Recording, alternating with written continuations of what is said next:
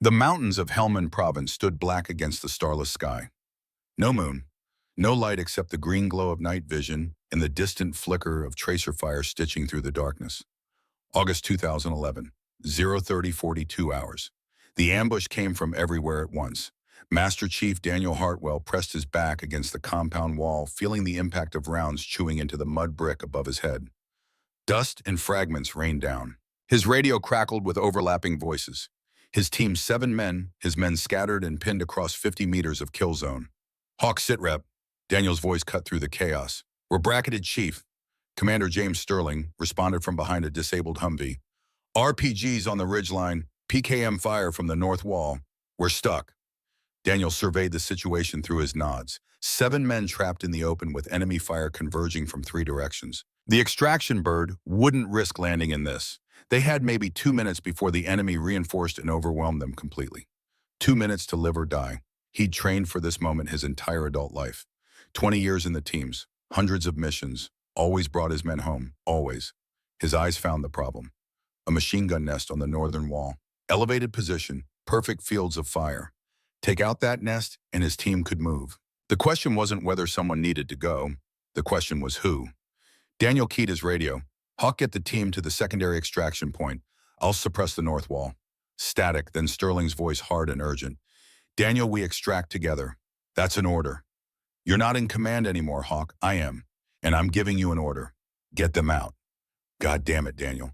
Tell Kira I love her. Tell her I did my job. Tell her the RPG streaked across the compound like a falling star. Daniel never finished the sentence. The explosion consumed everything. Sound, light, thought. The shockwave lifted Sterling off his feet and slammed him into the Humvee's quarter panel. His ears rang with a high-pitched whine that drowned out the gunfire, the screams, everything. When his vision cleared, the north wall was burning. Daniel's radio hissed static. Nothing else. Daniel, Daniel. Only silence answered. But the machine gun had stopped firing. The enemy was scattering, confused, disorganized. The team had their window. Sterling made the hardest call of his life. All elements bound to secondary extract. Move, move, move. 7 men ran through the smoke and darkness. 1 stayed behind. In the ringing silence that followed, Sterling crawled back to where Daniel had fallen. Found him in the rubble, barely breathing. Daniel's hand reached up, gripped Sterling's vest with fading strength. Justice, Daniel whispered. Blood on his lips. The dog, for Kira. Protect her. Then his hand went slack. Sterling knelt there for 3 seconds he couldn't afford. 3 seconds that felt like 3 years. Then he ran for the extraction point, carrying the weight of a promise he didn't yet understand. Present day, Commander James Sterling stood before the memorial wall at Naval Amphibious Base Coronado, studying a name etched in granite among hundreds of others. The morning sun had just begun to edge over the Pacific, casting long shadows across the compound. Master Chief Daniel Hartwell, SEAL Team 3, August 14th, 2011, Helmand Province, Afghanistan. 13 years. Felt like yesterday. Felt like forever. Sterling was 62 now, silver threading through his close-cropped hair, lines carved deep around his eyes from 2 decades of squinting through desert sun and ocean spray. His body carried the accumulated damage of 100 insertions, 1,000 training evolutions. Left knee rebuilt, right shoulder held together with surgical steel, 3 cracked vertebrae that ached when the weather changed. But he was still here, still serving, still commanding SEAL Team 3, still living with the weight of that night. He reached out, touched Daniel's name with weathered fingers. The stone was cold. I got them out, brother, he whispered. All 7, just like you wanted. Commander Sterling, the voice came from behind him, young and female with a slight tremor that spoke of nerves barely held in check. Sterling turned and felt his heart stop. She stood 15 feet away in navy dress whites, cover tucked under her arm in regulation manner. 26 years old according to her service record, but in this light at this angle she could have been Daniel's ghost. Same cheekbones, same slight upward tilt to the chin that spoke of stubborn determination. Same blue-gray eyes that seemed to see straight through pretense and into truth.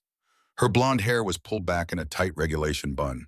She stood at parade rest, spine straight, shoulders squared. 5'3" according to her file, but she carried herself like someone who'd learned long ago that size meant nothing compared to will. Lieutenant Kira Hartwell, K-9 Operations Officer, top of her class at Naval Academy, highest marks in K-9 Handler School in 15 years. Exemplary service record. Daniel's daughter. Sterling felt time collapse. Saw Daniel holding a newborn in the hospital, fierce love and terror warring in his expression. Saw that same baby now grown, now standing where her father used to stand wearing the uniform he died in. Lieutenant Hartwell, his voice came out rougher than intended. I wasn't expecting you until 0800. I wanted to see it, sir. Before reporting, her eyes moved past him to the wall to the name. My father talked about this place every day of my life. The grinder, the compound, the memorial. I needed to. She trailed off, eyes fixed on her father's name etched in stone. For a long moment, neither spoke. Finally, Kira stepped forward, stopped beside Sterling, and stared at her father's name. Her jaw tightened, her hands clasped behind her back, clenched and unclenched. He walked through these gates 847 times, she said quietly. I counted. Every story he told, every mission he mentioned, every training evolution. 847 times he came home, until the last one. Sterling swallowed hard. Your father was the best SEAL I ever served with. Best man, too. He saved 7 lives that night, including mine. Kira nodded slowly, didn't look at him. I know, you wrote to me after. I was 13 years old and you wrote me a letter explaining how my father died a hero. How he charged an enemy position to draw fire. How he gave you and the team the window you needed to extract. It's true, every word. I know it is, sir. She finally turned to face him. But I also know that for 13 years you've blamed yourself. I can see it in your eyes right now. Sterling felt exposed naked under that steady gaze. This girl, no, this woman, this officer saw too much. Lieutenant, it's not your fault, Commander. My father made his choice. He knew the stakes. He did what SEALs do. He completed the mission. She paused. I'm here to do mine. Sterling studied her, seeing past the uniform to the person beneath. Determination, yes. Skill and training, absolutely. But also something else. A shadow of pain that came from growing up without a father. From carrying a legacy she never asked for. Part of him wanted to protect her. Send her somewhere safe, somewhere far from combat and danger, and the possibility that she might end up as another name on this wall. But another part, the part that sounded like Daniel's voice in his head, knew that would be the worst insult possible. Walk with me, Lieutenant. They moved through the compound as the base woke around them. SEALs in PT gear ran past in formation, boots pounding the asphalt in synchronized rhythm. Instructors barked orders at a class of candidates crawling through the surf-zone cold Pacific water, washing over their exhausted bodies. The smell of salt and sweat hung in the morning air. Kira took it all in with quiet intensity, memorizing every detail. I'm going to be honest with you, Sterling said. When I saw your name on the transfer orders, I tried to block it. Kira's stride never faltered. Sir, I owe your father a debt I can never repay. Keeping you safe seemed like a start. Seemed like the least I could do for him. With respect, Commander, my father wouldn't have wanted that. I know. Sterling's voice was tight. Your commanding officer at K9 school made that very clear when he called to chew me out. Said you're the best handler he's trained in 15 years. Said blocking your assignment would be a disservice to the Navy and to Team 3. He's generous with his praise. He's honest in his assessment. I read your file, Lieutenant. Every page. Your scores, your evaluations, your operational recommendations. You earned this posting through merit, not through your father's legacy. They stopped at this K9 training facility, a sprawling complex of kennels, obstacle courses, and training buildings set back from the main compound. The sound of barking echoed from inside. Sterling turned to face her. But I need to know something before we go further. Why are you really here? Kira met his gaze without flinching. Because I'm a K9 operations officer, and this is where I'm assigned. That's the official answer. What's the real one? She was quiet for a moment, considering. When she spoke, her voice was steady but softer. Because my father spent his entire adult life serving in the teams. Because he believed in this mission, this brotherhood, this calling. Believed in it enough to die for it. Because I grew up listening to his stories, learning from his example, understanding what it meant to be part of something bigger than yourself. She paused, then continued. And because I need to know if I have what it takes, if I can carry forward what he started. Not live up to his legacy, that's impossible, but honor it in my own way. Sterling felt something tight in his chest loosen slightly. This was Daniel's daughter. All right, honest to a fault, driven by purpose rather than ego. Right, Lieutenant. Welcome to SEAL Team 3. He extended his hand. She took it. Her grip was firm, her hands calloused from years of handling dogs and weapons. "One more thing," Sterling added. "Your father was my swim buddy, my brother. That means something. If you ever need anything, advice, support, someone to talk to, my door is open." "Understood, sir. Thank you. Now let's go meet your new challenge." The canine training facility smelled of dog's leather, and the industrial cleaner used to sanitize the concrete floors. 8 kennels lined the east wall, each housing a German Shepherd or Belgian Malinois in various stages of training. Most of the dogs watched with calm alertness as Sterling and Kira entered their handlers, having established good rapport and discipline.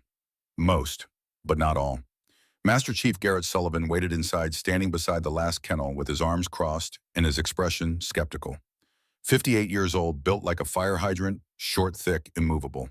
His red hair had faded to rust, shot through with gray, and his face carried the ruddy complexion of someone who'd spent decades in harsh weather. 25 years in K-9 operations. Trained more handlers than anyone in naval special warfare. Traditional in his methods. Skeptical of change, especially change that involved women in combat roles. "Master Chief," Sterling said, "this is Lieutenant Kira Hartwell. She'll be joining us as a K-9 handler." Sullivan's eyes swept over Kira in quick assessment. "Ma'am." "Master Chief?" Kira's tone was professional neutral. "We've never had a female K-9 handler in a SEAL team," Sullivan said without preamble. "Not because of policy, because of practicality. The dogs we use, the missions we run, the physical demands, it's not like regular MPK-9 work." "I understand, Master Chief. Do you? Because I've read your file. Top of your class at K-9 school, impressive scores, all the right qualifications on paper." He paused. "But paper doesn't mean much when a 75-pound attack dog decides to test you, or when you're humping a 60-pound ruck through mountains with that dog on lead, or when bullets start flying and you need to make split-second decisions that keep both you and your K-9 alive." Kira didn't rise to the bait. "You're right, Master Chief. Paper doesn't mean much. Performance does. That's why I'm here, to perform." Sullivan's eyes narrowed slightly, then shifted to Sterling. "Sir, we have a situation. K-9 named Titan, German Shepherd, 4 years old. Most aggressive dog I've seen in 25 years. He's injured 3 handlers in the past 6 months. Last one needed surgery on his hand. Crushed 4 metacarpals." He pulled up a tablet, showed them photos. Bite wounds deep and vicious. Medical reports documenting torn tissue, ligament damage, puncture wounds that had gone deep enough to scrape bone. "Command wants him put down," Sullivan continued. "Too dangerous, too unpredictable, but he's also one of the best explosive detection dogs we've ever tested. His nose is phenomenal. His drive is off the charts. If we could get him under control, he'd be an incredible asset. But you can't get him under control." "No, sir," Sullivan admitted. "Not with conventional methods. Positive reinforcement doesn't work. Compulsion training makes him worse. Electronic collar, he doesn't even respond to it. It's like something's broken inside him fundamentally." Sullivan looked directly at Kira. "Lieutenant, I don't think it's appropriate to use you as a test case for Titan. You're too inexperienced, and he's too dangerous. But the commander overruled me, said it should be your choice." He paused, letting that sink in. "So here's the situation. You have 72 hours to prove Titan is salvageable. If you can get him under control, basic obedience, no aggression, mission, ready behavior, he stays operational and you keep your posting here. If you can't, Titan gets euthanized and we reevaluate whether you're suited for this role." The challenge hung in the air, unsubtle, weighted with expectation of failure. Kira's expression never changed. "Show me the dog." They walked deeper into the facility, past the operational canines with their handlers, past the training rooms and equipment lockers, to the far end of the building where isolation kennels stood separated from the main population. The last kennel had warning signs posted on 3 sides. "Caution, aggressive canine. No approach without authorization. Bite risk. Maintain distance." Through the chain link, Kira saw him. Titan. German Shepherd, 75 pounds of coiled muscle and barely contained violence. His coat was the traditional black and tan, but his posture radiated aggression. He paced back and forth in the kennel, head-low hackles raised along his spine. A continuous low growl rumbled from his chest. His amber eyes tracked every movement outside his cage with predatory focus. Scars marked his muzzle where a muzzle had been worn too tight for too long. His paws showed signs of overtraining on hard surfaces. But despite the evidence of rough treatment, his body remained powerfully built, athletic, explosive. "He's been like this since we got him," Sullivan explained. Came from a private contractor 18 months ago. Records show basic obedience, but nothing advanced. Within 3 weeks here, he'd put his first handler in medical with 33 stitches. Second handler tried more aggressive compulsion methods, got worse. Third handler attempted to establish dominance. Titan crushed his hand. Sullivan's voice held something between frustration and respect. No one's been able to get within 10 feet of him without protective gear. He won't take food from handlers. Won't respond to commands. It's like every human is his enemy. Kira moved closer to the kennel, stopping at 15 feet. Titan immediately fixated on her, the growling intensifying. His lips pulled back to expose canine teeth designed to crush bone. But Kira wasn't looking at the aggression. She was reading the body language beneath it. Weight distribution, front-loaded yes, ready to attack, but also defensive, protecting himself rather than seeking prey. Ears pinned back, not forward. Classic fear aggression, not dominance aggression. Tail tucked slightly, not raised. Lip licking between the snarls. A stress signal, not just threat display. He's not aggressive, Kira said quietly. He's terrified. Ma'am, Sullivan's tone suggested he thought she was being naive. Look at his body language, Master Chief. Really look. He's not attacking because he wants to hurt people. He's attacking because he doesn't trust anyone, and aggression is the only defense mechanism he has left. She studied Titan more carefully, her eyes cataloging every detail. The way he moved, the rhythm of his pacing, the angle of his head when he tracked movement. Then she saw it, a small notch on his right ear, barely visible. Healed over but distinct, the kind of scar a puppy might get from catching an ear on chain-link fencing. Kira's heart stopped. Memory crashed over her like a wave. 4 years ago, San Diego, Tactical K9 Solutions Training Facility, an 8-week-old German Shepherd puppy with black and tan coat playing in the training yard. The puppy catching his ear on the fence, yelping. Blood on the chain link. Kira rushing him to the vet, holding him while the wound was cleaned and treated. The vet's voice, he'll have a little notch there, won't affect him. Just a reminder to be more careful. Kira naming him Justice, after the concept her father had died defending. 18 months of training, bonding with him, developing the kind of partnership that went beyond handler and dog into something deeper. Trust, love, understanding. Then the facility owner selling Justice to a military contractor without warning. Kira begging to know where he was going. Being told it was classified. Watching the transport van drive away with Justice inside his face, pressed against the window, whining, looking back at her, her heart breaking. Now standing in this kennel, looking at this aggressive, traumatized dog, Kira felt the world tilt. Titan took a step forward, still snarling, but with less conviction. He sniffed the air nostrils flaring, trying to catch her scent through the metal and distance. Kira forced her breathing to remain steady, forced her expression to stay neutral. Lieutenant, Sterling's voice came from behind her. Your assessment. She tore her eyes away from the notch on Titan's ear, turned to face them. I'll need to review his complete file. Training history, medical records, every handler report. I want to know everything about this dog before I make my approach. You got 72 hours, Sullivan reminded her. That's not much time. Then I'd better get started, Master Chief. She took one last look at Titan. The dog had stopped pacing, was now standing still, staring at her with those amber eyes. Something in his posture had shifted. Less aggressive, more confused. Justice, she thought. What did they do to you? The BOQ Bachelor Officer Quarters at Coronado provided Kira with a small efficiency apartment overlooking the ocean. She'd unpacked quickly, setting her few personal possessions on the standard issue furniture. Photos of her father in various duty stations, a framed copy of his seal trident from the funeral, her grandfather's retirement shadow box with his own trident and service ribbons. But instead of resting after the long day of check-in and orientation, she sat at the small desk with Titan's file spread before her. A lamp cast harsh light over pages of reports, medical records, and training evaluations. She read every word.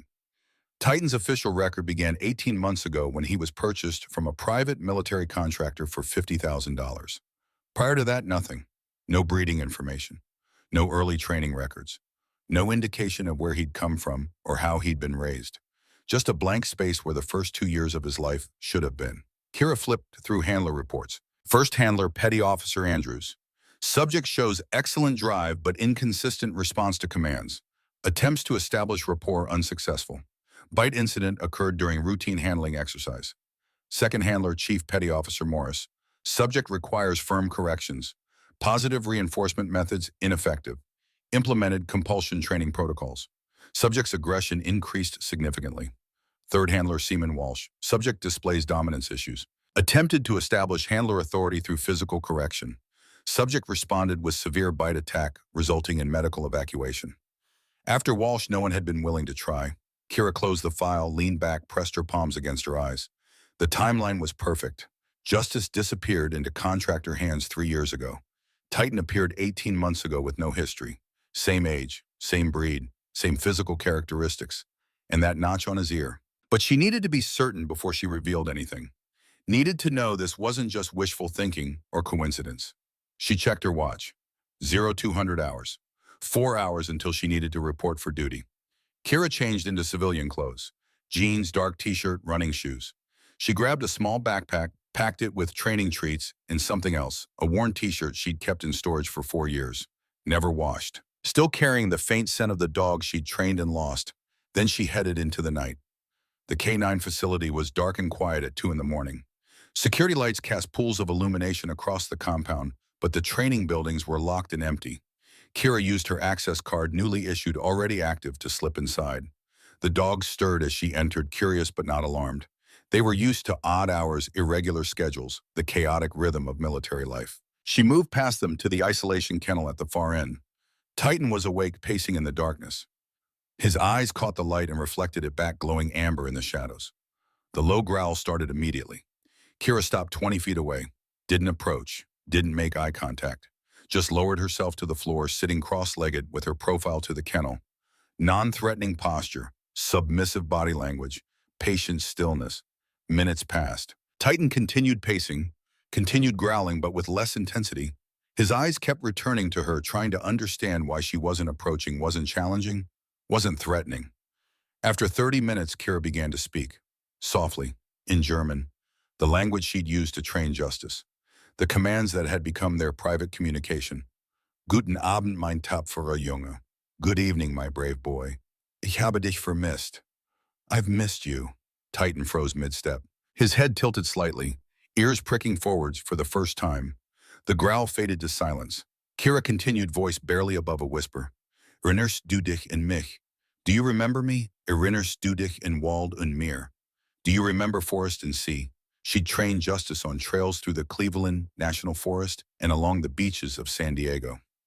They'd spent hours working scent detection in those environments, building his skills while strengthening their bond. Titan took 2 steps toward the front of his kennel. His posture had shifted completely. No longer aggressive, now alert, tensely focused. He sniffed the air, nostrils flaring, seeking. Kira slowly reached into her backpack, pulled out the worn t-shirt, held it up. 4 years of stored scent. Her scent. The scent of the person who'd raised him, trained him, loved him. She tossed it gently toward the kennel. It landed 5 feet from the chain link. Titan stared at it, took another step forward, then another. He pressed his nose against the kennel door, stretching as far as he could reach, trying desperately to catch that scent. His tail, tucked in fear and aggression for months, began to wag. Just slightly, hesitantly, like he didn't quite trust what his nose was telling him. A whine escaped his throat, not a growl. A whine. High-pitched, plaintive, confused. Kira felt tears burn her eyes. It's you, she whispered in English now after all this time. Justice, it's really you. She stood slowly, careful not to startle him. Moved closer. 10 feet, 8 feet, 6 feet. Titan pressed against the kennel door, tail wagging faster now, whining continuously. Every inch of his body language screamed recognition, desperate hope, overwhelming confusion. At 3 feet, Kira extended her hand toward the chain link, palm down. Titan pushed his nose through a gap in the fencing, touched her hand, licked her fingers. The aggression was gone. The fear was gone. In its place, joy. Pure, desperate, heartbreaking joy. Kira pressed her forehead against the chain link, and Titan pressed his muzzle against the same spot from the other side. She stayed there until her tears stopped flowing, and Titan's whining faded to contented silence. From the shadows near the facility entrance, Petty Officer First Class Ryan Thorne watched the entire exchange. 32 years old, sandy brown hair, athletic build. He'd drawn late-night security rotation and decided to do a physical check of the K-9 facility rather than relying solely on cameras. Good thing, too, what he just witnessed would have been invisible on security footage. The new lieutenant, the one everyone was betting would wash out in 72 hours, had just done something impossible. She'd made contact with Titan without protective gear, without weapons, without backup. And Titan, vicious, aggressive, dangerous Titan, had responded like a puppy reuniting with his mother. Thorne was new generation SEAL, part of the post-9/11 wave who'd grown up with female soldiers serving alongside them in Iraq and Afghanistan. He didn't have Sullivan's skepticism about women in combat roles. What he had was a deep respect for competence regardless of gender. And what he just witnessed was extraordinary competence combined with something else. Something that looked like love. He didn't interrupt, didn't announce his presence. Just watched, memorized what he saw, and filed it away. Tomorrow was going to be interesting. Very interesting indeed. Kira stayed with Justice. She couldn't think of him as Titan yet until 0400 hours. Then she reluctantly left, knowing she needed at least 2 hours of sleep before the demonstration that would determine both their futures. She walked back to her quarters through the pre-dawn darkness, her mind racing with plans and possibilities. The challenge Sullivan had laid out was designed to be impossible. 72 hours to control an aggressive dog no one else could handle. A setup for failure that would justify removing her from Team 3. But Sullivan didn't know what she knew. Didn't understand that Titan wasn't a broken dog.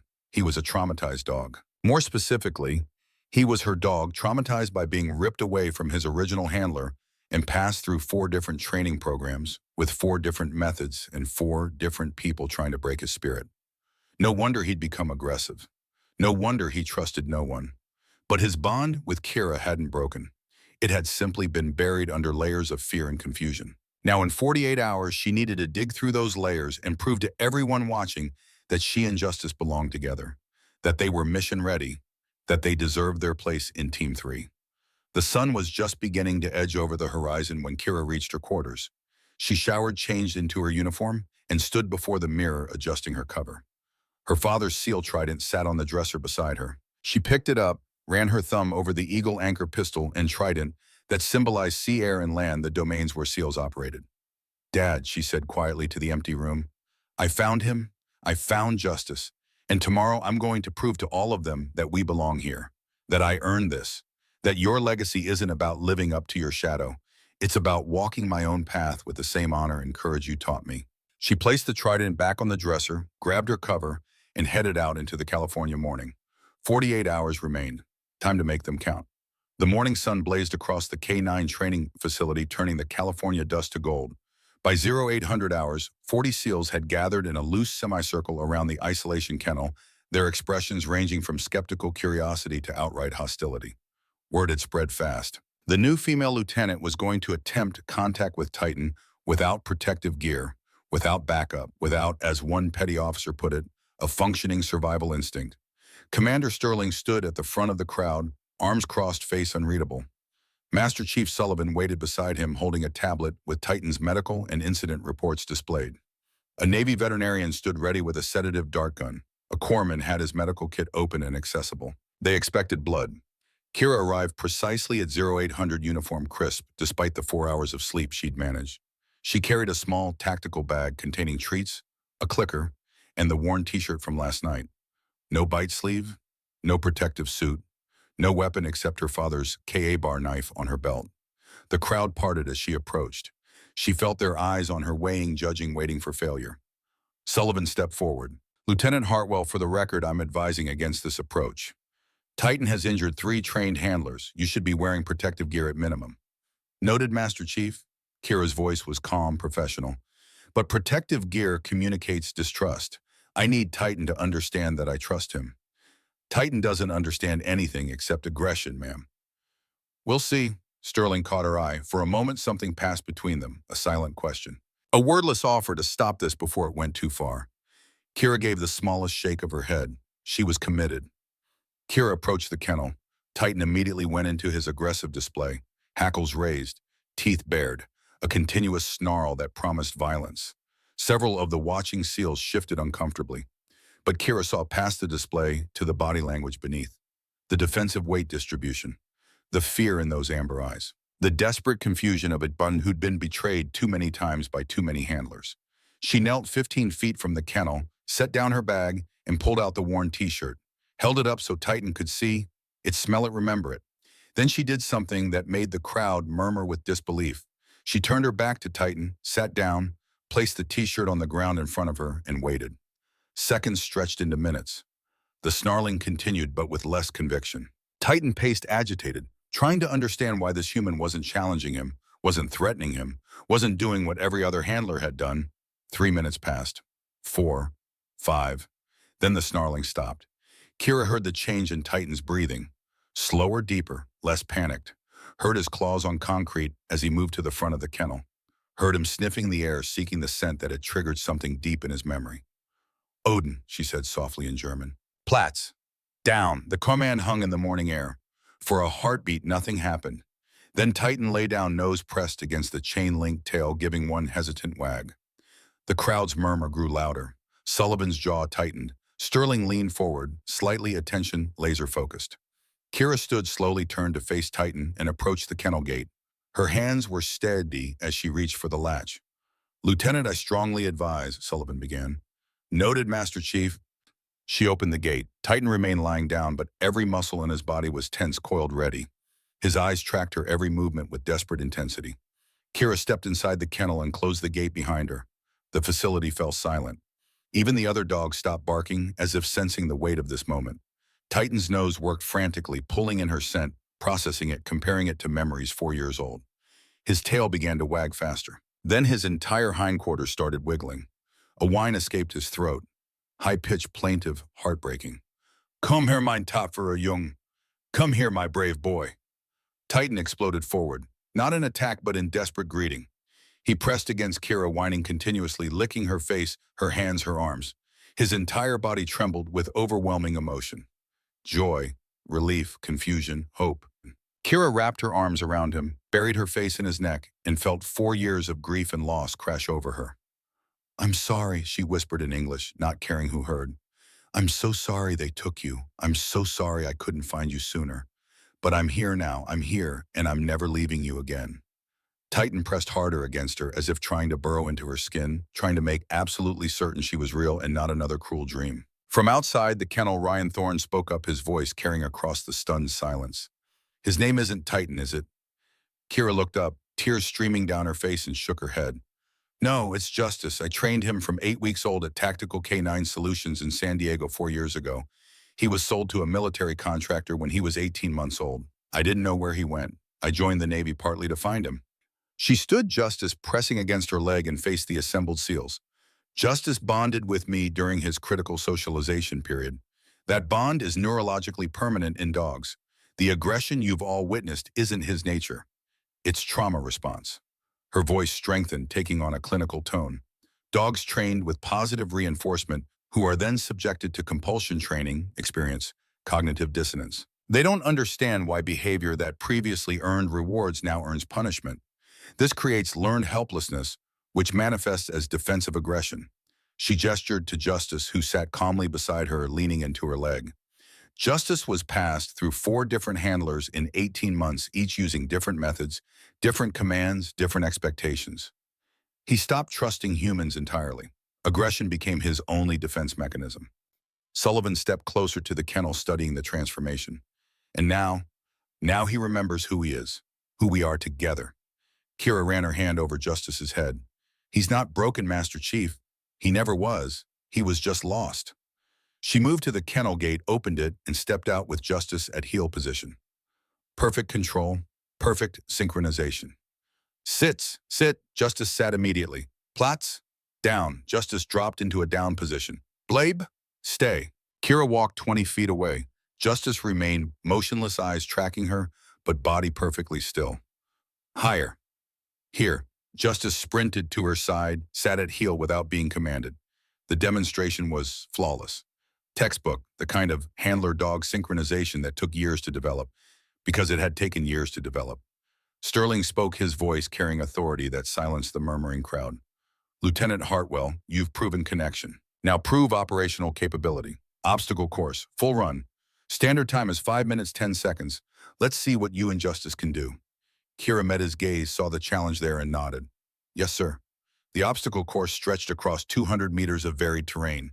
A-frame climbed 12 feet high. Dark tunnel 30 feet long and completely enclosed. Balance beam 20 feet long and 8 inches wide. Tire jump 4 feet high, 6-foot vertical wall, 30 feet of crawl under barbed wire.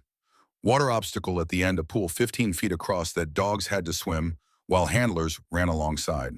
Kira walked Justice to the starting line. He was alert now, engaged, his body language completely transformed from the aggressive wreck of yesterday. This was the dog she remembered. Focused, driven, eager to work. She knelt beside him, spoke quietly in German. Bereit, ready. Justice's tail wagged once. His muscles tensed in preparation. Sullivan raised his hand holding a stopwatch. On your mark, go. Kira and Justice exploded forward as one unit. The A-frame first. Justice charged up the steep incline without hesitation. Kira running alongside, shouting encouragement. Good wider, good, keep going. Over the apex and down the other side. 4 seconds. Into the tunnel. Dark enclosed, the kind of space that triggered claustrophobia in some dogs. But Justice had been trained for this, had learned to trust that darkness wasn't danger. He disappeared into the black opening, with Kira sprinting around the outside to meet him at the exit. He burst out 8 seconds later, tongue lolling, eyes bright with joy. The balance beam, narrow, elevated, requiring precision and confidence. Justice trotted across it like he was walking on solid ground, never hesitating, never faltering. Kira's commands came sharp and clear. Langsam, gut, wider. Slow, good. Keep going. The tire jump. 4 feet high, requiring explosive power. Justice gathered himself and launched through the opening with inches to spare, landing perfectly, immediately focusing on the next obstacle. The vertical wall, 6 feet of smooth wood that dogs had to scramble up and over. This was where many canines failed their claws, finding no purchase, their courage faltering. But Justice had learned this obstacle years ago, had practiced it hundreds of times with Kira guiding him. He hit the wall at a dead run momentum, carrying him up, claws finding microscopic grip points. Kira's voice urged him higher. Hoch über, up, over. He crested the wall and dropped down the other side, landing in a controlled roll. The barbed wire crawl, 30 feet of low-slung wire that required dogs to belly crawl while handlers ran alongside. This tested patience, discipline, the ability to override instinct that screamed to stand up to run. Justice dropped flat and began the slow crawl, his body language showing none of the frustration or confusion that untrained dogs displayed. He understood the purpose, trusted the process. Finally, the water obstacle. The pool stretched 15 feet across, too wide to jump, too deep to wade. Dogs had to swim, while handlers circled around. Justice hit the water without breaking stride, his powerful legs churning.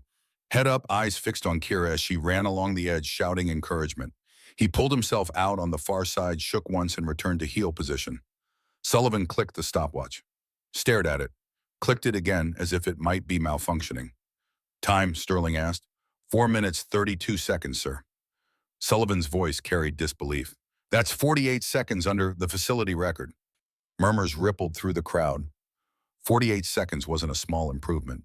It was a revolution. 0 faults. Sullivan continued, still staring at the stopwatch. Perfect execution on every obstacle. In 25 years, I've never seen a run like that. Thorne started clapping, slowly at first, then faster. Other SEALs joined in. Within seconds, the entire crowd was applauding their skepticism, transforming into genuine respect. Kira stood with Justice at her side, both of them breathing hard, both of them complete. She scratched behind Justice's ear, whispered, Guter Hund, good dog. Sterling approached, his expression difficult to read. Lieutenant Hartwell, Master Chief Sullivan. My office, bring Justice. Now. The crowd parted as the 4 of them, counting Justice, walked toward the administrative building. Kira's pulse pounded in her ears. This was it. Judgment, decision, success or failure. The office was sparse, functional, decorated only with photos of SEAL Team 3 through various deployments, in a shadow box containing Sterling's own trident and service ribbons. He gestured for them to sit, then leaned against his desk, arms crossed. That was impressive, Lieutenant. Thank you, sir. But that was training, controlled environment. No stress, no danger, no lives on the line. Sterling's eyes were hard, assessing. I need to know if you and Justice are ready for the real thing. Kira felt her spine straighten. Sir Sullivan pulled out his tablet, brought up a classified briefing document. Intelligence came in overnight. High priority target. Domestic threat. Sterling took over. Marcus Vaughn, 48 years old, former Army Ranger, dishonorably discharged in 2009 for conduct violations. Since then, he's been off the grid. But NSA intercepted communications suggesting he's planning an attack on Naval Base San Diego. He pulled up a photo. Vaughn was thick-shouldered, buzz-cut, with cold eyes that suggested someone who'd crossed lines and never looked back. Vaughn's an explosives expert, Sterling continued. Worked as a contractor in Afghanistan and Iraq. His signature is sophisticated IED design. Mercury tilt switches, anti-tamper mechanisms, remote detonation capabilities. We have intelligence suggesting he's assembled components for a major attack. Kira's throat tightened. Target. Change of command ceremony next week. 300 personnel expected to attend. Admirals, captains, senior enlisted family members. Vaughn's planning to hit it with vehicle-borne IED, possibly supplemented with suicide vests on accomplices. The room fell silent, heavy with the weight of that information. Sterling studied Kira carefully. There's something else you need to know.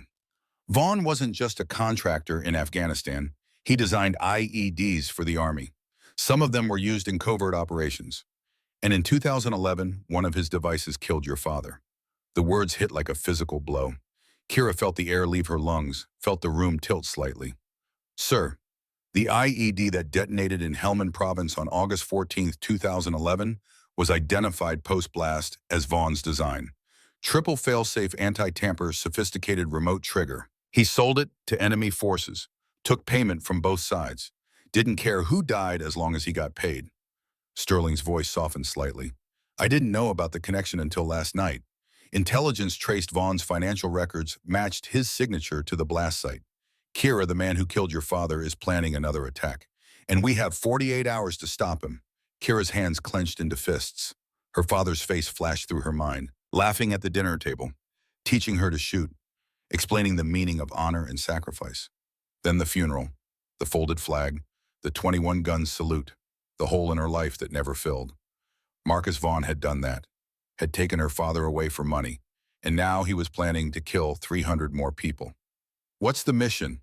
Her voice came out steady despite the hurricane of emotion inside. Raid on Vaughn's suspected location. Jacumba Hot Springs border region. 8-person SEAL element. Objective is capture alive. We need intelligence on his network, his accomplices, his full plan. But if capture isn't possible, lethal force is authorized. Sterling looked at Justice, then back at Kira. K9 asset is critical. Vaughn's compound will be rigged with IEDs, booby traps, detection devices. We need Justice to clear the approach, identify explosives, track if Vaughn runs. But this isn't training, Lieutenant. This is combat. Real bullets, real explosives, real possibility that neither of you comes home. He paused, letting that sink in. I can't order you to take this mission. Not with a personal connection. If you want to recuse yourself, no one would question it.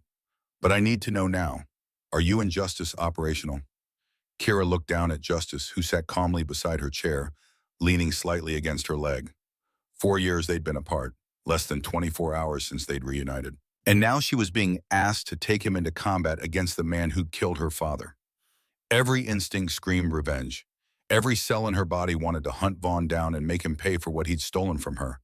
But that wasn't why she wore this uniform. That wasn't what her father had died for.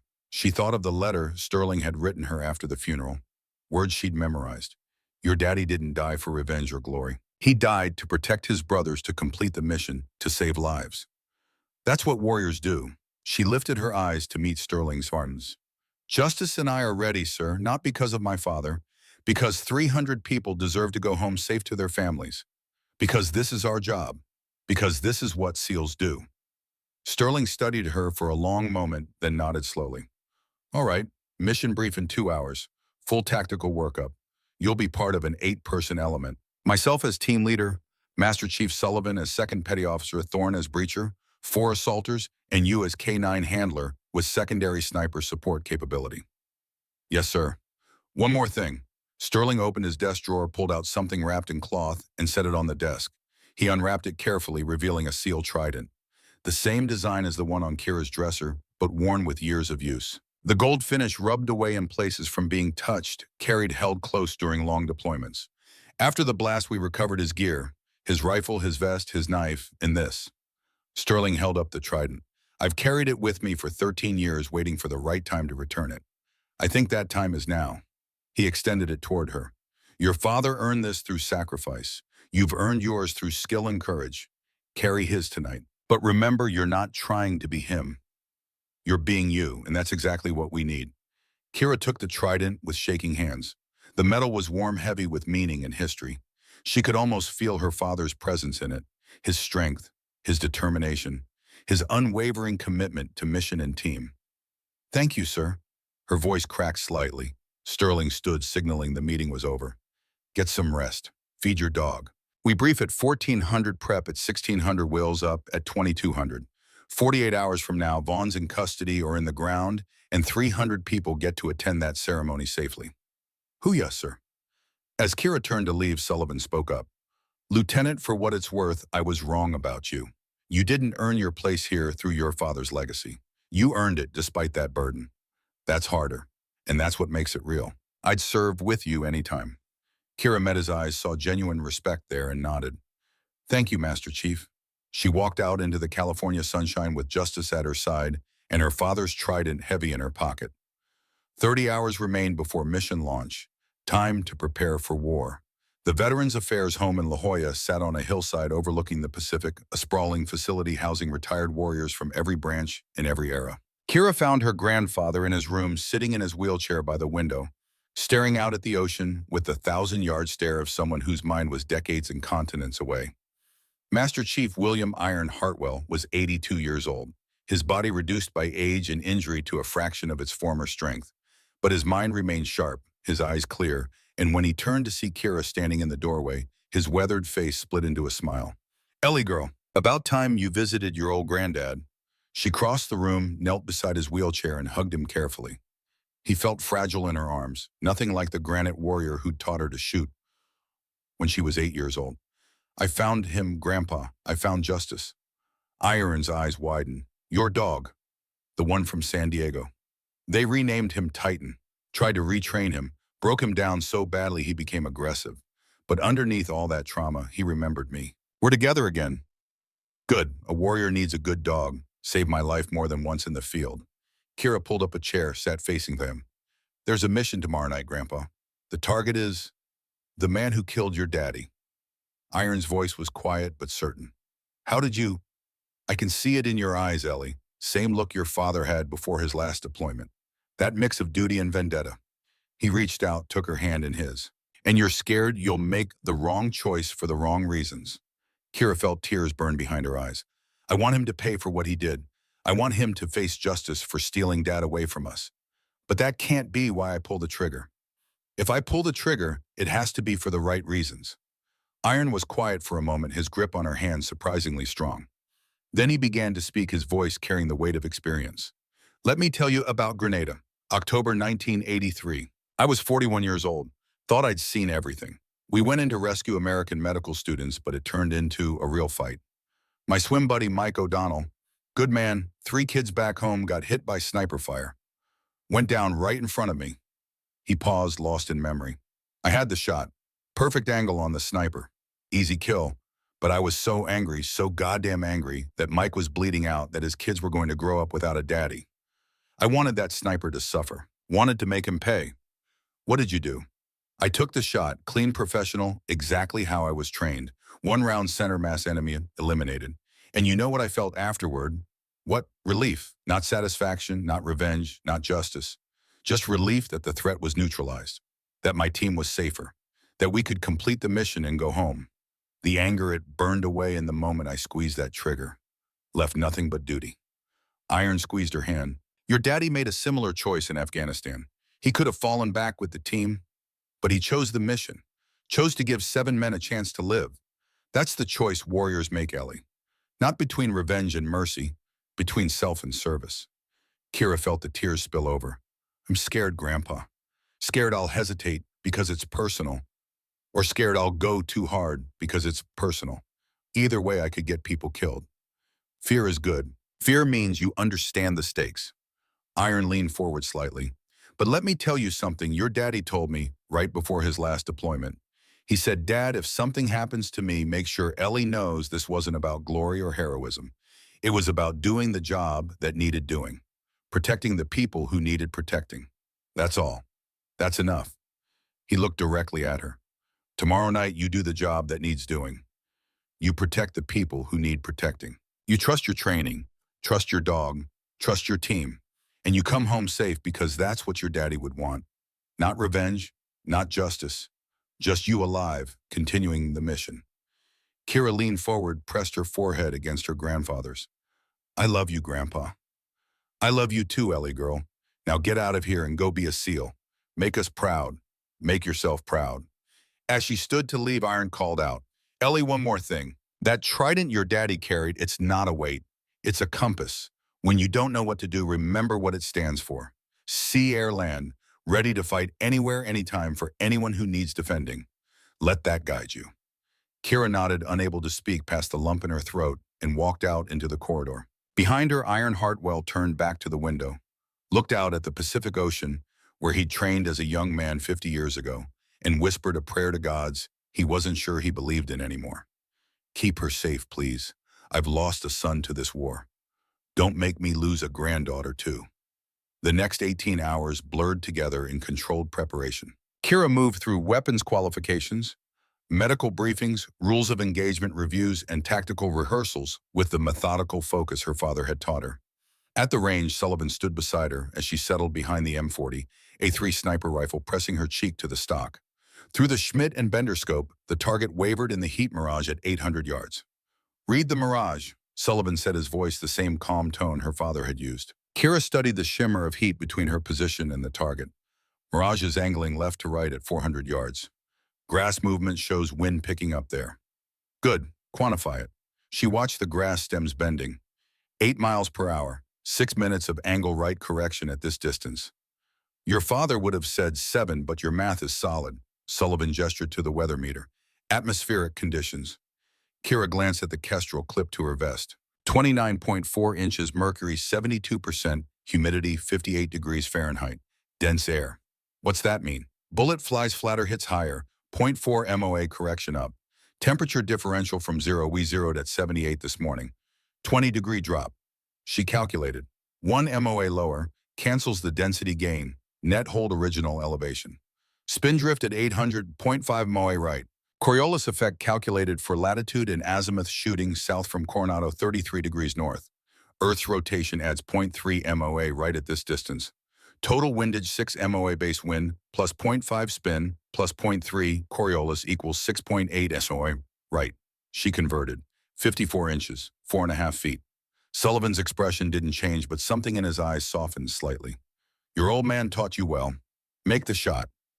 Kira adjusted her scope. 32 clicks right. She settled into position, controlled her breathing, found the natural pause between heartbeats. The target's center ring sat in her reticle, but her point of aim was 4 feet left. Trusting physics and her father's training, the trigger broke clean. 2 seconds later, the target pinged. Dead center. Sullivan checked the spotting scope. Impact 1 inch left of center. Kill shot. He turned to her. Your father made the same shot in Kandahar. Enemy sniper 820 yards sandstorm, 1 round. I watched him do it. Now I've watched you. He'd be proud. Not because you're following his path, because you're proving you can walk it on your own. In the armory, Kira methodically assembled her loadout. M4A1 carbine with EOTech holographic sight and suppressor. 7 magazines, 30 rounds each, 210 total. 6 Sauer P, 2263 magazines, 45 rounds. Father's Kabar knife on her belt. Plate carrier with level 4 ceramic plates. PVS 15 night vision goggles. MBITR radio. Medical kit with combat gauze, tourniquet, chest seals. Father's seal trident in her breast pocket over her heart. And Justice's gear. Ballistic vest covering his vitals. Canine goggles for dust and debris. Tactical leash and collar with integrated camera. Paw protection booties. She worked in silence, her mind clear, her hands steady. This was what she'd trained for. What her father had trained her for. Tomorrow, it would all come down to skill trust and the bond between handler and dog that transcended words.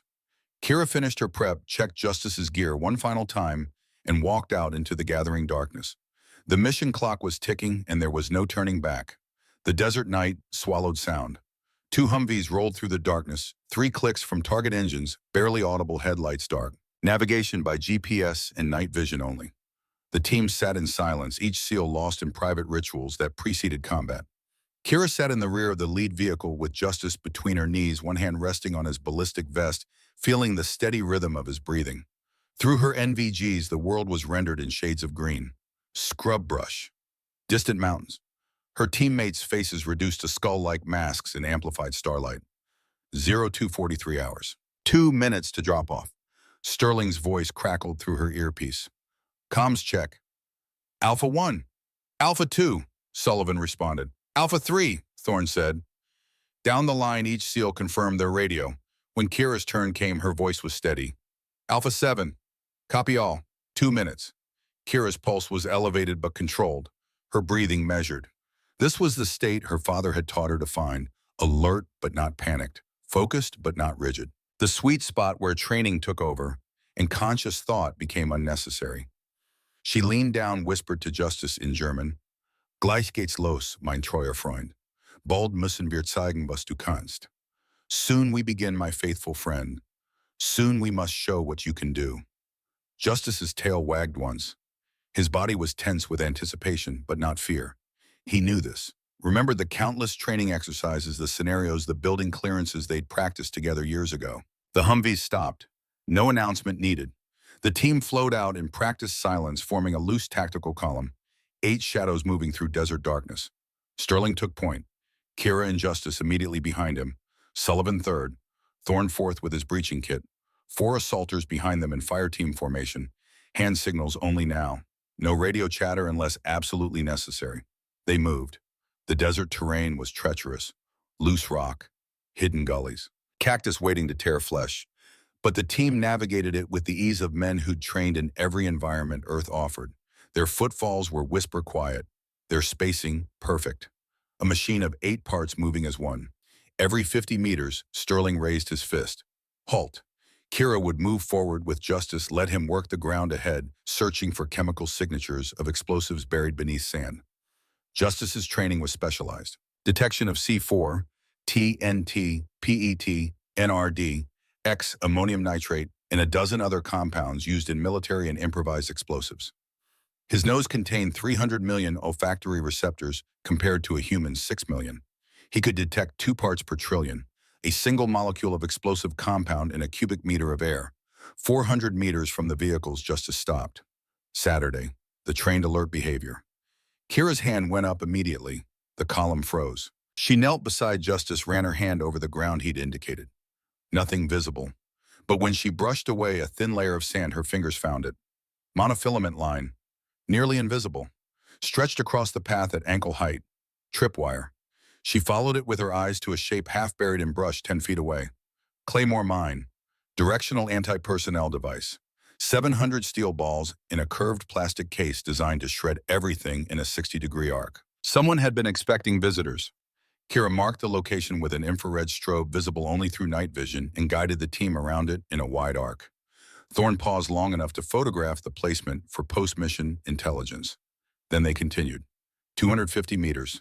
Justice alerted again. Another tripwire. This one connected to a different type of mine. Improvised. Possibly command detonated from the compound. 100 meters. A third alert. Pressure plate buried in sand. Likely connected to explosives that would crater the path and alert everyone within a mile. Vaughn had fortified his approach, but he'd never planned for a dog. With Justice's training and Kira's skill, they reached the final covered position 75 meters from the target compound. The team went prone in a shallow depression, studying the objective through night vision and thermal optics.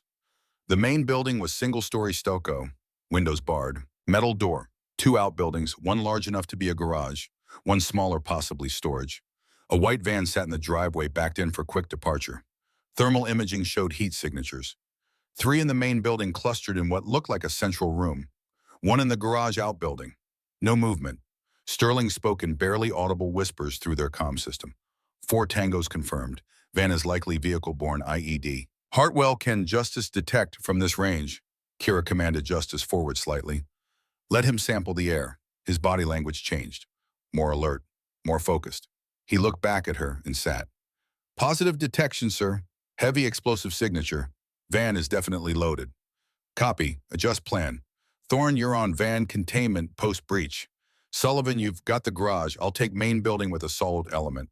Hartwell, you and Justice lead entry on main building. Clear for IEDs, then transition to tracking if anyone runs. Whispered confirmations rippled through the team. Execute in 3, 2, 1, move. They flowed forward like water, 8 shapes gliding through darkness toward the compound. Justice led to the main building's front door, nose working, reading the air for any hint of explosives. He sniffed the doorframe, the threshold, the walls on either side, then sat looking back at Kira. Door is rigged, she radioed. Explosives detected. Sterling adjusted immediately. Window entry, Thorn west side window, controlled breach. The team shifted. Thorn moved to a barred window, studied it through thermal imaging. No heat signatures directly behind it. He pulled out a small frame charge-shaped explosive designed to cut through window bars without excessive blast. Kira held Justice at distance, protecting him from the impending explosion. She felt her heart hammering now. Felt the weight of her father's trident over her heart. Felt the presence of 13 years of grief and anger and purpose condensing into this single moment. Thorn placed the charge, stepped back, raised his fist. Breaching in 3, 2, 1. The charge detonated with a sharp crack. The window bars blew inward. Before the echo faded, a flashbang grenade arced through the opening. Bang, blinding light, deafening concussion. Go, go, go! The assault element poured through the window. Sterling first. 2 assaulters, then Kira with Justice. They flowed into a living room lit by the afterglow of the flashbang night vision, rendering everything in stark green contrast. 2 men staggered in the room, blinded and deafened, fumbling for weapons. Both wore tactical vests. Both had AK pattern rifles. Federal agents, get down. The men didn't comply. Couldn't hear the commands through the ringing in their ears. One brought his rifle up. Suppressed gunfire. 3-round burst. The man dropped. The second man dove for cover behind a couch. More gunfire. He went down too. Room cleared. 2 tangos down. Moving. The team flowed deeper into the house. Hallway. Bedroom to the left. Justice sniffed, alerted, sat. Explosives, Kira radioed. Don't enter. They bypassed it. Second bedroom, clear. Bathroom, clear. Central room. What should have been a dining area had been converted into a workshop. Work tables covered in IED components. Bricks of C4 stacked like building blocks. Mercury switches. Cell phone detonators. Ball bearings for shrapnel. Enough explosive material to level a city block. And maps. Detailed diagrams of Naval Base San Diego, the parade ground where the change of command ceremony would occur. Entry points marked. Optimal placement for maximum casualties. Casualties calculated with chilling precision. But no Vaughn. No third target. Sterling keyed his radio. Hartwell, where's number 3? Kira was already moving. Justice had picked up a scent, human, recent, heading toward the back of the house. She followed him to a bathroom. Empty. But Justice scratched at the floor, whining. Kira knelt, ran her hands over the tile. Found a seam, a hatch. Tunnel entrance. Tunnel, he's running. Sullivan's voice crackled back. Garage clear. 1 tango neutralized. Found tunnel entrance here too. A tunnel system, sophisticated. Probably leading toward the Mexican border less than 2 miles south. Sterling made the call. Hartwell Thorn pursue through tunnel. Rest of us secure site and call EOD for this explosives nightmare. Rules of engagement unchanged. Capture if possible. Eliminate if necessary. Kira looked at Thorn, saw him nod, saw him check his rifle. Then she looked at Justice. This was it. The moment when training became reality. When theory became blood. She gave the command. Such verfolge. Search track. Justice dropped into the tunnel. Kira followed. Thorn right behind her. And somewhere ahead in the darkness, Marcus Vaughn ran for his life. The tunnel was narrow. 4 feet in diameter concrete line, sloping downward into the earth. Emergency lighting every 20 feet cast pools of yellow illumination that did little to pierce the darkness between. It smelled of damp earth and fierce sweat. Kira moved with her rifle up, following Justice, who pulled against his leash, tracking scent with singular focus. Behind her, Thorn maintained spacing covering their 6. Their NVGs turned the tunnel into a green-tinted corridor stretching into infinity. 100 meters in the tunnel opened into a larger chamber. A staging area with supplies stacked against walls, water, ammunition. Maps on the wall showing the tunnel system branching in multiple directions like roots seeking purchase in hostile soil. Justice didn't hesitate. He pulled left toward the southern branch, nose to the ground, tail rigid with concentration. They followed. The tunnel narrowed again, descended steeper. The air grew thicker, harder to breathe. Kira's breath came loud in the confined space, amplified by concrete walls that seemed to press closer with each step. The weight of her gear, the thickness of the air, the knowledge that Marcus Vaughn, the man who'd killed her father, was somewhere ahead in this darkness. Her finger rested outside the trigger guard. Professional, controlled, but her heart hammered against her ribs like it was trying to escape. Thorne's voice came through her earpiece. Contact, single target 50 meters ahead, moving away. Copy, pursue. They ran now, abandoning stealth for speed. Justice's claws scrabbled on concrete. Kira's boots pounded in rhythm with her heartbeat. The tunnel twisted, turned open into another chamber. And there he was. Marcus Vaughn stood in the center of the room, 40 feet away, illuminated by a single hanging bulb. Thick-shouldered, buzz-cut, cold eyes that had calculated the deaths of hundreds without remorse. And in front of him, his arm wrapped around her throat, a pistol pressed to her head, was a young woman. Early 20s, hiking clothes, tear-streaked face. A hostage. Wrong place. Wrong time. Wrong everything. Kira raised her rifle but had no shot. The woman's body blocked any center mass targeting. Thorne moved right, trying to get an angle, but Vaughn shifted, keeping the hostage between them. "Seals," Vaughn said. His voice was calm, almost amused. "Should have known. Stay back or she dies." The hostage sobbed. "Please, I was just hiking. I don't know anything, please." "Shut up." Vaughn's voice was flat, emotionless. To Kira and Thorne, "Drop your weapons, now." Kira's mind raced. Distance 40 feet. Target 3-inch window.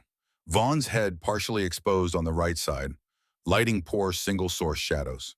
Hostage terrified, unpredictable movement. Risk assessment catastrophic if she missed. She thought of her father. Thought of the impossible shot Sullivan had described. 820-yard sandstorm. One chance. Thought of Iron's words. Your daddy made a similar choice. Not between revenge and mercy. Between self and service. Let her go, Vaughn. Kira's voice was steady. Your fight's with us, not her.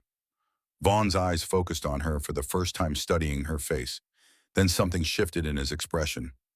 Recognition. Wait, I know those eyes. Hartwell. Daniel Hartwell's kid. Kira felt ice flood her veins. You knew my father. Knew him. Vaughn smiled. Cold. Empty. Hell, I killed him. That IED and helmet my design. Triple fail-safe Mercury tilt switch. Beautiful piece of work. Got paid $20,000 for it. From both sides. Army contracted the design, Taliban paid me to sell them the specs. Everybody happy. He paused. Well, except your daddy. The smile widened. How's it feel knowing your old man died for my retirement fund? The rage that swept through Kira was physical. A red wave that threatened to drown. Thought, drown training, drown everything except the need to make this man suffer. Her finger moved to the trigger. Pressure building. 2 pounds. 3. Justice whined. Soft. Concerned. The sound he made when she was stressed, when her emotional state affected him. And that sound cut through the rage like a blade. Kira breathed, forced herself to think past the anger. This wasn't about revenge. This was about mission. About protecting 300 people at that ceremony. About stopping a terrorist. About doing the job her father had died doing. She looked at the hostage, terrified, innocent, someone's daughter, someone's sister, someone who had family waiting, hoping, praying for her return. Looked at Vaughn, calculating, cold, already shifting toward the exit tunnel behind him. He was going to run, going to kill the hostage as distraction and disappear into Mexico, unless she stopped him. Now, here. The shot was impossible. 3 inches of exposed skull at 40 feet, moving target, low light, high stakes. But she was her father's daughter, her grandfather's granddaughter, and they'd taught her that impossible just meant no one else had done it yet. Kira's breathing slowed, her vision narrowed. The world reduced to sight picture. Front post, Vaughn's temporal bone. The tiny window of skull between the hostage's head and his shoulder. Her father's voice in her memory. Purpose makes you precise. Iron's wisdom. The anger burned away the moment I squeezed that trigger. Left nothing but duty. Sterling's trust. Your father earned his trident through sacrifice. You've earned yours through skill and courage. All of it converging in this moment. Range 40 feet, approximately 13 yards. Wind none. Interior environment, target temporal bone right side, 3 inches exposed. Ballistics, M4A1 5.56 millimeter, NATO 62 grain projectile. Muzzle velocity 2,970 feet per second. At this range, essentially flat trajectory. Breathing. Exhale halfway. Hold between heartbeats. Sight alignment. Perfect. Trigger press, smooth, steady, 5.5 pounds. The rifle cracked, single shot. The world seemed to pause. Then Vaughn's head snapped back. The pistol fell from his hand. His arm released the hostage. His body crumpled like a puppet with cut strings. The hostage stumbled forward, screaming alive unharmed. Thorne rushed past Kira, secured Vaughn's body, checked for pulse. Target down, 1 Tango KIA. Kira lowered her rifle. Her hands were shaking now that the moment had passed. Justice pressed against her leg, whining softly, offering comfort the only way he knew how. Thorne was talking to the hostage, calming her, checking her for injuries. His voice on the radio. Hawk Tunnel secured. Vaughn is KIA. 1 civilian rescued unharmed. We're RTB. Sterling's response was immediate. Good work, ex-villain 5. EOD is inbound for the explosives. Kira knelt, wrapped her arms around Justice, buried her face in his fur. 4 years apart. One day reunited. And now this. The weight of taking a life settling into her bones like concrete. Thorne's hand landed on her shoulder. You saved that woman's life, and you saved 300 people who will never know how close they came. That matters, Lieutenant. They guided the hostage back through the tunnel and back through the compound, back to the surface where the rest of the team was securing the site. Explosive ordnance disposal teams were already arriving, preparing to render safe the massive cache of IED components. The hostage was turned over to FBI agents who'd arrived with EOD. She'd be debriefed, protected, eventually returned to her life with trauma that therapy might help but never fully erase. Vaughn's body was extracted for identification and intelligence purposes. His phone recovered from his pocket contained detonator codes, contact lists, financial records, everything needed to dismantle his network. The mission was a success. But as they loaded into the Humvees for extract, as the adrenaline faded and exhaustion set in, Kira felt the weight of what she'd done settling deeper. She'd taken a life, ended someone's story. Become the kind of person who could make that call and live with it. The question was whether she could live with it well. 3 days after the mission, Kira sat in Sterling's office for the formal debrief. The room felt different now, less intimidating, more familiar. She'd earned her place here, proven herself in the only way that mattered. But the cost of that proof sat heavy on her conscience. Sterling reviewed the mission report on his tablet, then set it aside. Vaughn's phone gave us everything. 6 additional arrests made in the past 72 hours. His entire network rolled up. The attack on naval base is off. 300 people will attend that ceremony next week, and they'll never know they were almost killed by a man with nothing to lose and everything to sell. He looked at Kira directly. You did that, Lieutenant. You and Justice. That shot you made, I've been in this business for 30 years and I've never seen anything like it. 40 feet, 3-inch target, hostage situation, low light. That was a 1 in a million shot. My father made it at 800 yards, sir. Your father was the best SEAL I ever served with. You're his equal. Maybe better. Sterling leaned back in his chair. But that's not what you came here to talk about, and is it? Kira shook her head. I pulled the trigger wanting revenge. I know it was justified. Know it was necessary. Know he was a terrorist who would have killed hundreds. But I wanted him to pay for my father. And now I don't know if I did it for the right reasons or the wrong ones. Sterling was quiet for a long moment. When he spoke, his voice carried the weight of experience of decades spent making impossible choices in impossible situations. Every operator struggles with this. The question isn't whether you felt anger. The question is whether that anger controlled you or whether you controlled it. He stood, moved to the window, looked out at the compound. Afghanistan, 2011. Your father and I were pinned down, enemy closing from 3 sides. I gave him an order to retreat, to fall back to the extraction point. He told me no, said he was going to charge that machine gun nest to give us a window. Sterling turned back to face her. I asked him why. Why disobey a direct order? Why risk his life when we could have tried something else? And he said, because I'm angry that we're trapped. Angry that good men might die today. Angry that the enemy thinks they've won. And I can use that anger to power me forward. Or I can let it freeze me in place. I choose forward. That's almost exactly what I told you before the mission, sir. I know, because you're his daughter. Same blood, same training, same choice when it matters most. Sterling moved closer. Kira, you pulled that trigger because a hostage's life depended on it. Because 300 people at a ceremony needed you to stop a terrorist. Because that was your job, your duty, your mission. The fact that you also felt anger at the man who killed your father doesn't make the shot wrong. It makes you human. He reached into his desk, pulled out a form, set it on the surface between them. Transfer orders. Master Chief Sullivan submitted his recommendation yesterday. You're officially assigned to SEAL Team 3 as primary K-9 handler. Justice is permanently partnered with you. Your probation is over. You're one of us now. Kira stared at the orders, feeling something tight in her chest finally loosen. Thank you, sir. Don't thank me. You earned it. Sterling's voice carried quiet conviction.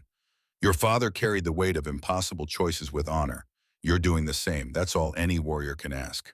It means everything, sir. After the debrief, Kira drove to La Jolla to the Veterans Affairs home, to her grandfather's room overlooking the Pacific. Iron sat in his wheelchair by the window as always, but when he turned to see her, his eyes lit up with something beyond simple recognition. Pride. Deep, fierce grandfatherly pride. You did it, he said simply. Kira crossed the room, knelt beside his wheelchair. I killed him, Grandpa. The man who killed Dad. I took the shot, and he died. And now I don't know how to feel. Tell me how you do feel. She thought about it, really examined her emotional state for the first time since the mission. Relieved that he can't hurt anyone else. Sad that it had to end that way. Guilty that part of me wanted revenge. Grateful that the hostage survived. Exhausted. Confused. Empty. Iron took her hand in his. That's called being human, Ellie girl. Warriors who feel nothing become monsters. Warriors who feel too much break. You're right in the middle. That's where you need to be. You told me that before the mission. I'm telling you again because you need to hear it again. You did the right thing for the right reasons. The fact that you're struggling with it now, that's how I know you're still the girl I raised. Still the woman your daddy would be proud of. He squeezed her hand.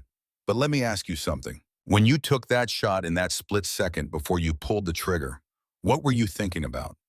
Kira closed her eyes, went back to that moment. The tunnel, the hostage, Vaughn's cold smile.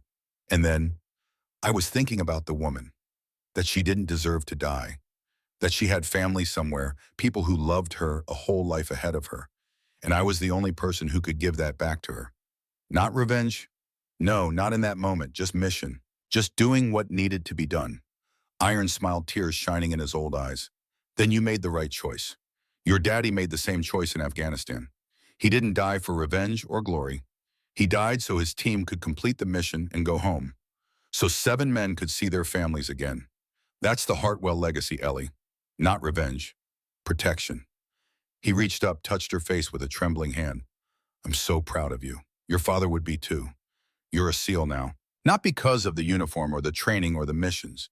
Because you made the hard choice, and you'll carry the weight of it with honor. Kira stayed with him for 2 hours talking about the mission, about justice, about the future. When she finally left, the sun was setting over the Pacific, painting the sky in shades of gold and crimson. She drove back to Coronado with Justice in the passenger seat beside her, his head out the window, tongue lolling, completely at peace. 2 days later, they held an informal ceremony at the memorial wall. Nothing official, nothing recorded. Just the team. Sterling Sullivan Thorne, the 4 assaulters who'd been on the mission, and Iron in his wheelchair, transported from La Jolla for the occasion. Kira stood before the wall, before her father's name carved in granite, with Justice sitting at attention beside her. She held 2 things. The SEAL trident that had been her father's, worn and carried through 13 years of deployments, and her own K-9 handler qualification badge, newly earned, still bright and unworn. Dad, she said quietly, aware that everyone was listening but not caring. I found justice. We're together again, doing what you trained us to do. And I completed a mission. Stopped a bad guy, saved some lives, made the hard choices. She paused, voice catching. I thought finding the man who killed you would make me feel better, would give me closure or justice or something. But it didn't. It just made me understand what you must have felt in Afghanistan. The weight of taking a life, the cost of doing what's necessary. She placed her father's trident on the memorial shelf beneath his name, but beside it she added her own qualification badge. I'm not trying to be you, Dad. I'm trying to honor you by being the best version of myself, by protecting people who need protecting, by doing the job that needs doing, by making you proud, not through imitation, but through integrity. She stepped back, rendered a perfect salute, held it for 5 seconds, then dropped it. Justice, without being commanded, raised his paw in his own approximation of a salute. The team followed suit. 8 SEALs and 1 retired Master Chief, all saluting the memorial, honoring the fallen, acknowledging the continuum of service that stretched from Iron's generation through Daniel's to Kira's and beyond. When they lowered their hands, Sterling spoke. Daniel Hartwell was my swim buddy, my brother. For 13 years, I've stood here wondering if I failed him. His daughter taught me something these past weeks. Daniel didn't fail. He succeeded. He protected his team, completed the mission, lived and died by the code we all serve. He turned to face Kira. Welcome to the team, Lieutenant. You're not replacing your father. You're continuing what he started. That's what legacy means. Sullivan stepped forward, extended his hand. I was wrong about you, ma'am. You didn't earn your place through your father's name. You earned it despite that burden. That's harder, and that's what makes it real. I'd serve with you anytime. Thorne grinned. That shot in the tunnel, I'm putting it in the training manual. Advanced close quarters, marksmanship by Lieutenant Hartwell. You're famous now. One by one, the other SEALs approached, shook her hand, welcomed her officially into the brotherhood that transcended gender background legacy. She was one of them now, not because of who her father was, but because of who she'd proven herself to be. Finally, Iron wheeled forward. Kira knelt beside him. 3 generations, he said softly. Me, your daddy, and now you. All of us served. All of us sacrificed. All of us did what needed doing. He touched her face. But you're the first to do it your own way on your own terms with your own strength. That's what makes me proudest. That evening, Kira walked along Coronado Beach with Justice running ahead of her in the surf, chasing waves and barking at seabirds. The sun was setting, painting the sky in impossible colors. The Pacific stretched to the horizon like a promise. 3 generations had walked this beach. Iron as a young warrior, her father in his prime. Now Kira finding her own way forward. She'd killed a man, saved lives, found her lost companion. The nightmares would come. Vaughn falling, the hostages' screams, the tunnel's darkness, but so would the knowledge that 300 people would attend that ceremony safely. That she'd done the job that needed doing. That she'd carry this weight forward, not let it drag her down. Legacy wasn't about living up to the past. It was about carrying forward with honor. Her father would understand. Justice ran back to her, dropped a piece of driftwood at her feet, looked up expectantly. She picked it up, threw it into the surf, watched him race after it with pure joy. This was her life now, her mission, her team, her dog, her legacy, not inherited, earned. She pulled out her phone, took a photo of Justice playing in the waves with the sunset behind him, and texted it to Sterling with a simple message. Ready for the next mission. His response came back immediately. Outstanding. Mission brief, Monday 0800. Get some rest, Lieutenant. Kira smiled, pocketed her phone, and called Justice back to her side. Together they turned and walked up the beach toward the compound, toward the memorial wall, toward the future. Behind them, the sun sank below the Pacific horizon. Ahead, the lights of Coronado glowed against the gathering darkness. And somewhere between those 2 points, past and future loss and hope, legacy and independence, Kira found her place. She was her father's daughter, her grandfather's granddaughter. But most importantly, she was herself, a SEAL, a handler, a warrior, ready for whatever came next. 3 months later, the change of command ceremony at Naval Base San Diego proceeded without incident. 300 personnel attended under bright California sun, admirals, captains, senior enlisted families. They clapped politely as commands transferred. They never knew how close they'd come to catastrophe. Never knew that a female SEAL and her dog had prevented their deaths in a tunnel beneath the desert. That was the way it should be. Warriors fought in shadows so others could live in light. The investigation into Vaughn's network continued expanding. The 6 arrests in the first 72 hours led to 12 more, then 18. Financial records revealed connections spanning 4 states, reaching into military contracting, private security, even low-level political circles. By the end of the 3rd month, 23 individuals faced federal charges, 14 of them with military or law enforcement backgrounds, people who'd sworn oaths to protect and had chosen profit instead. The FBI established a task force to continue the investigation and prevent similar networks from forming. They called it Operation Hartwell, named after the man who died fighting extremism 13 years earlier, named after the legacy his daughter carried forward. Sterling was offered command of the task force as a joint FBI liaison. He accepted on one condition, that Lieutenant Kira Hartwell and K-9 Justice be assigned as primary field assets. The brass agreed without hesitation. Kira stood in Sterling's office on a Monday morning reading the assignment orders. Justice sat at her feet, ears perked, sensing the shift in her energy. Outside the window, California sun blazed across the compound where her father had trained, where she'd proven herself, where 3 generations of Hartwells had learned what it meant to serve. Operation Hartwell, she said quietly, running her thumb over the official letterhead. He would have hated having something named after him. Probably, Sterling agreed, leaning against his desk, but he'd understand why. Legacy isn't about glory. It's about ensuring the mission doesn't end when one warrior falls. He pulled up a classified brief on his tablet. We have a situation, Montana. 8 women missing over the past 3 months along the Canadian border corridor. Pattern matches Vaughn's network. Different players, same system. Human trafficking, pipeline from Canada, south through the Rockies. Local law enforcement is overwhelmed. FBI field office is requesting K-9 support for wilderness search and rescue operations. Sterling looked up from the tablet. They requested you by name, Lieutenant. Word travels fast in our community. Kira felt just as tense beside her as if he sensed her shift from rest to readiness, from reflection to action. She thought about those 8 women, terrified, alone, waiting for rescue that might never come unless someone chose to step forward. Thought about the hostage in Vaughn's tunnel, the relief in her eyes when she realized she was safe.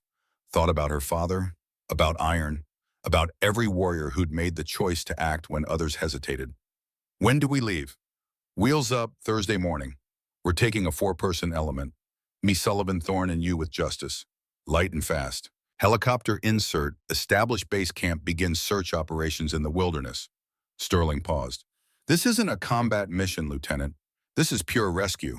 But that doesn't make it less dangerous. Montana wilderness in spring, hostile terrain, potentially hostile actors, and 8 lives depending on our success. We'll find them, sir. I know you will. Sterling extended his hand across the desk. Your father would be proud of who you've become, Kira. The mission continues, and you're the one carrying it forward. She shook his hand, felt the weight of that trust, that responsibility, that legacy. But it didn't feel like a burden anymore. It felt like purpose. 3 days later, on a Thursday morning that dawned clear and cold, Kira stood on the tarmac beside a Navy helicopter, checking Justice's gear one final time. Cold weather harness, GPS tracker, search and rescue vest, paw protection for snow and ice. Sullivan approached with the mission brief folder. Weather's clear for the next 48 hours. After that storm front moving in. If we don't find them before the storm hits, we'll have to extract and wait it out. Then we find them before the storm, Kira said simply. Thorne emerged from the operations building, carrying additional gear. He caught Kira's eye and grinned. Ready to go save some lives, ma'am. Always. Sterling was the last to arrive, moving with the deliberate economy of motion that came from decades of operations. He did a final check of the team, the gear, the aircraft. Then he looked at Kira. This is what we do, Lieutenant. This is why we train, why we serve, why we carry the weight. He gestured to the helicopter. 8 women are out there. They're cold. They're scared. They're hoping someone will come. We're going to be that someone. Kira climbed into the helicopter with Justice at her side. The rotors began to spin slowly at first, then faster, the whine of turbines building to a roar. She looked out the window at the compound below, at the memorial wall where her father's name was carved, at the training facilities where she'd proven herself, at the beach where 3 generations had walked, all of it fading as the helicopter lifted into the California sky. Sterling's voice came through her headset. Operation Hartwell is now active. Let's bring them home. The helicopter banked north, climbing higher, leaving Coronado behind. Below, the Pacific glittered like hammered silver. Ahead, Montana waited with its secrets and its dangers and its 8 women who needed rescue. Kira looked down at Justice, who looked back at her with complete trust, complete confidence, the bond between handler and dog that transcended words. Ready to go to work, she asked him in German. Justice's tail wagged once. His amber eyes were bright, alert, focused. She scratched behind his ear, felt the familiar notch that had brought them back together. Thought about the journey that had led them here, the loss, the reunion, the mission, the choice to carry forward with honor. This was her life now, her calling, her legacy. Not inherited, earned. The helicopter climbed higher, sunlight blazing through the windows. Behind them, California faded into the distance. Ahead, Montana rose on the horizon, snow-capped peaks promising challenge and purpose, and lives waiting to be saved. Kira Hartwell, daughter of Daniel, granddaughter of Iron, handler of Justice, member of SEAL Team 3, smiled, because this was exactly where she belonged. The mission continues, always.